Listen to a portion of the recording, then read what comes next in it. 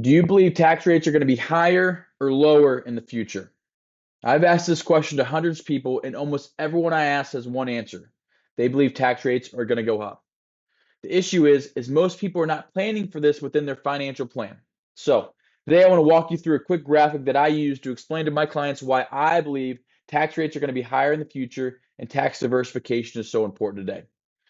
So as you can see here, there's kind of two sections of this graph. First is the blue blob, or our debt to GDP ratio, which is our national debt over our economic output as a country. And the second red line here is our highest marginal tax rate in the United States. So you can see here we're at pretty reasonable levels until the 1940s. Our debt to GDP ratio jumps up above 100%, which means our national debt is larger than our economic output as a country for that year. That happens because we go into World War II. We are we're going into debt to fund the war. At that point, the government had two options. They could cut their spending, which is tough during the war, or they could increase their revenue, which means taxes to the American people. If we look back on history, we can see what they did. You can see our highest marginal tax bracket. Our highest marginal tax rate is above 90% for a lot of this 25-year period. In a few years here, it was actually at 94%, which means you can keep 6 cents for every dollar if you're above that bracket. But you also can see that it was fairly effective. Our debt to GDP ratio came down to reasonable levels, as well as our highest marginal tax bracket, which has stayed there for the last 30 to 40 years.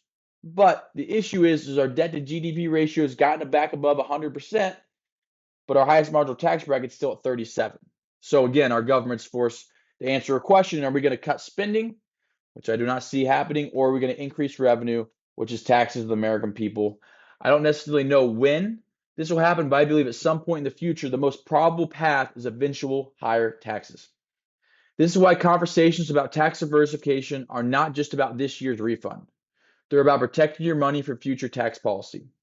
When taxes are historically low like they are today, that can be an opportunity to take advantage of strategies that allow you to lock in today's tax environment so some of your dollars are not completely at the mercy of whatever Congress does 10, 20, or 30 years from now. And if you're wondering, am I too concentrated in tax deferred accounts, or could I be doing more today while tax rates are relatively low? That is exactly the kind of planning work done here at Yaman Financial Group. The goal is simple: help you build a tax efficient retirement strategy today so you're not a prisoner to future tax rates tomorrow.